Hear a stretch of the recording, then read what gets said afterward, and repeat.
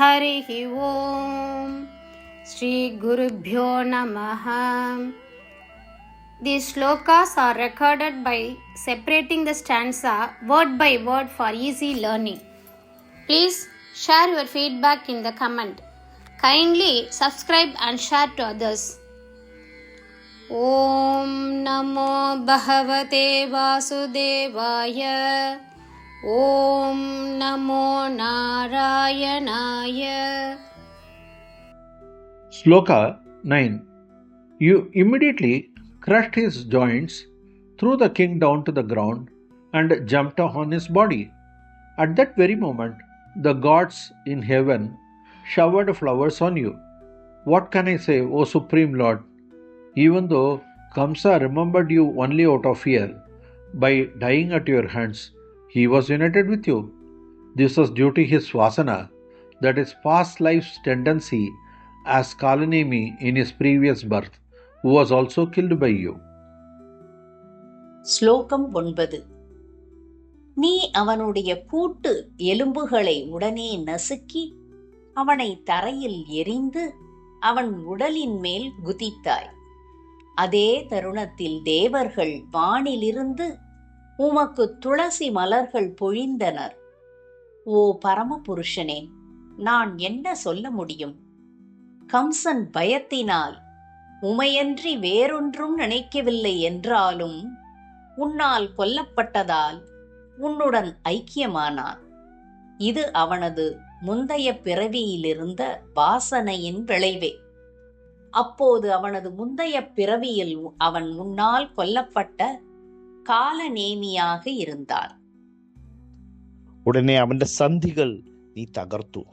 രാജാവിനെ നിലത്തെറിഞ്ഞ് അവന്റെ ദേഹത്ത് ചാടി വീണു. ആ നിമിഷം തന്നെ സ്വർഗത്തിലെ ദേവന്മാർ നിന്റെ മേൽ പുഷ്പവൃഷ്ടി നടത്തി. ഞാൻ എന്തു പറയും ഹേ പരമാത്മാവേ? കംസൻ എപ്പോഴും ഭയത്താൽ നിന്നെ ഓർമ്മിച്ചിരുന്നുവെങ്കിലും നീ അവനെ കൊന്നതിന്റെ ഫലമായി അവൻ നിന്നിൽ ഐക്യം പ്രാപിച്ചു. ശ്രീമൻ നാരായണീയം ദശകം 75 ശ്ലോക 9. സദ്യഃ നിഷ്പിഷ്ട സന്ധിം ഭുവി നരപതിം ആപാത്യ തസ്യ ഉപരിഷ്ടാത്. സദ്യഃ നിഷ്പിഷ്ട സന്ധിം ഭുവി നരപതിം ആപാത്യ തസ്യ ഉപരിഷ്ടാത്. സദ്യോ നിഷ്പിഷ്ട സന്ധിം ഭുവി നരപതിമാപാത്യ തസ്യോപരിഷ്ടാത്. സദ്യോ നിഷ്പിഷ്ട സന്ധിം ഭുവി നരപതിമാപാത്യ തസ്യോപരിഷ്ടാത്. സദ്യോ നിഷ്പിഷ്ട സന്ധിം ഭുവി നരപതിം ആപാത്യ തസ്യോപരിഷ്ടാത്.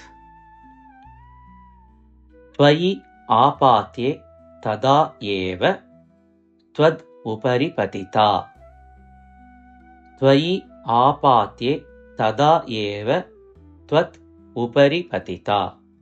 ത്വയ്യാപാത്യെ തദൈവ ത്വദുപരി പതിതാ. ത്വയ്യാപാത്യെ തദൈവ ത്വദുപരി പതിതാ. നാകിനാം പുഷ്ടവൃഷ്ടിഃ. നാകിനാം പുഷ്പവൃഷ്ടിഃ. നാകിനാം പുഷ്പവൃഷ്ടിഃ. ത്വയ്യാപാത്യെ തദൈവ ത്വദുപരി പതിതാ. നാകിനാം പുഷ്പവൃഷ്ടിഃ. ത്വയ്യാപാത്യെ തദൈവ ത്വദുപരി പതിതാ. നാകിനാം പുഷ്പവൃഷ്ടിഃ. ത്വയ്യാപാത്യെ തദൈവ ത്വദുപരി പതിതാ. നാകിനാം പുഷ്പവൃഷ്ടിഃ. സദ്യോ നിഷ്പിഷ്ട സന്ധിം ഭുവി നരപതിമാപാത്യ തസ്യോപരിഷ്ടാത്. ത്വയ്യാപാത്യെ തദൈവ ത്വദുപരി പതിതാ. നാകിനാം പുഷ്പവൃഷ്ടിഃ. സദ്യോ നിഷ്പിഷ്ട സന്ധിം ഭുവി നരപതിമാപാത്യ തസ്യോപരിഷ്ടാത്. ത്വയ്യാപാത്യെ തദൈവ ത്വദുപരി പതിതാ. നാകിനാം പുഷ്പവൃഷ്ടിഃ. സദ്യോ നിഷ്പിഷ്ട സന്ധിം ഭുവി നരപതിമാപാത്യ തസ്യോപരിഷ്ടാത്. ത്വയ്യാപാത്യെ തദൈവ ത്വദുപരി പതിതാ. നാകിനാം പുഷ്പവൃഷ്ടിഃ. കിം കിം ബ്രൂമഃ തദാനീം സതതം അപി ഭിയാ. കിം കിം ബ്രൂമഃ തദാനീം സതതം അപി ഭിയാ.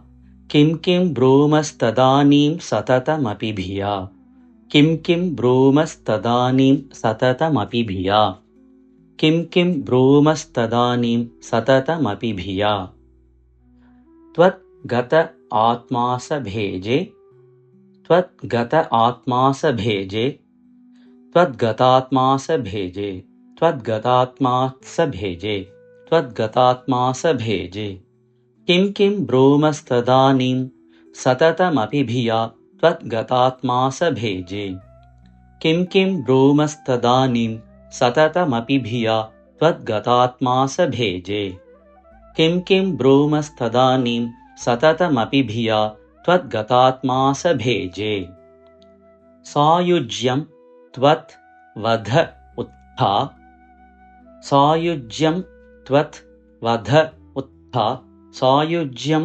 त्वद्वधोत्था स्वायुज्यं त्वद्वधोत्था सायुज्यं त्वद्वधोत्था परमपरम् इयं वासनाकालनेमेः परमपरमियं वासनाकालनेमेः परमपरमियं वासनाकालनेमेः सायुज्यं त्वद्वधोत्था परमपरमियं वासनाकालनेमेः सायुज्यं त्वद्वधोत्था परमपरमियं वासनाकालनेमेः सायुज्यं त्वद्वधोत्था परमपरमियं वासनाकालनेमेः किं किं ब्रूमस्तदानीं सततमपि भिया त्वद्गतात्मासभेजे सायुज्यं त्वद्वधोत्था परमपरमियं वासनाकालनेमेः किं किं ब्रूमस्तदानीं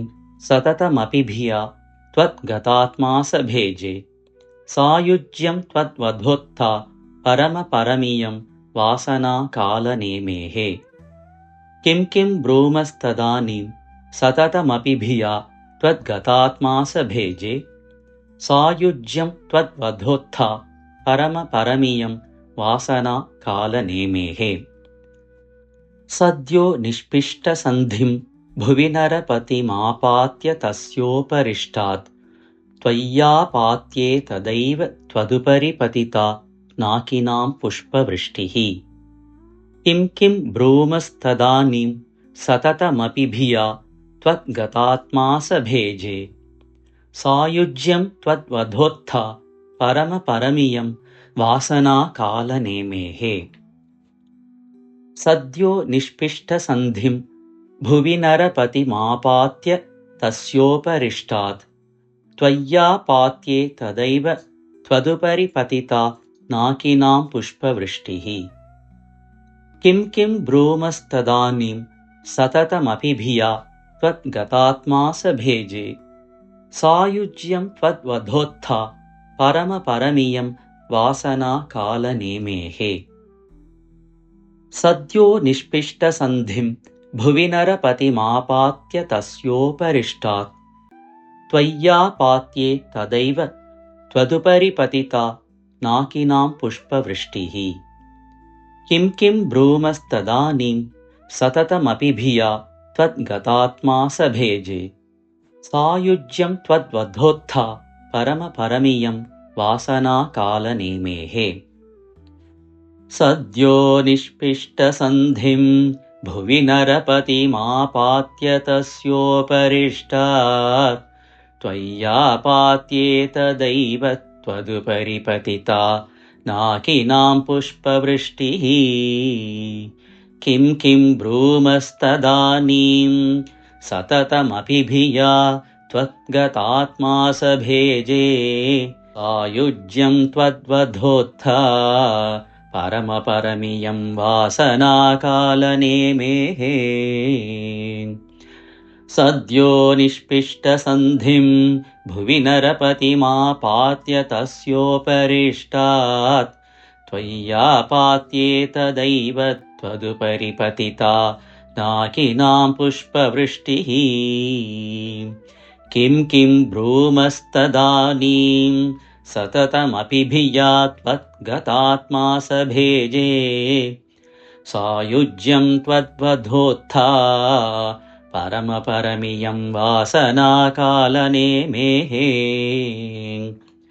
सद्यो निष्पिष्टसन्धिं भुवि नरपतिमापात्य तस्योपरिष्टात् त्वय्यापात्येतदैव त्वदुपरि पतिता नाकिनां पुष्पवृष्टिः